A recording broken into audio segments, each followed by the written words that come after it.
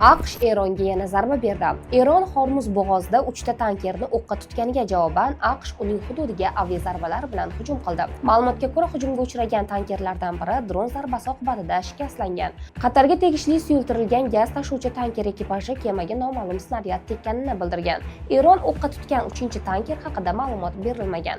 AQSh markaziy qo'mondonligi Eron harakatlarini asossiz va xavfli tajovuz deb baholab, unga javoban Eronning havo hujumidan mudofaa tizimlari, boshqaruv va aloqa tarmoqlari, qirg'oqdagi radar qurilmalari hamda kemaga qarshi raketa majmualariga zarba berganini ma'lum qildi. Shuningdek, AQSh Eron neftiga qarshi sanksiyalarni qayta tiklagan. Ushbu sanksiyalar 22-iyun kuni bekor qilinganda, u Eronga 60 kun davomida neftni xorijga sotish imkonini bergan.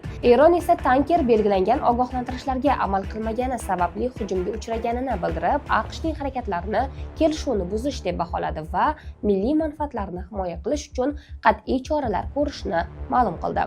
Vaqtingizni kuzatib boring va sahifamizga obuna bo'ling.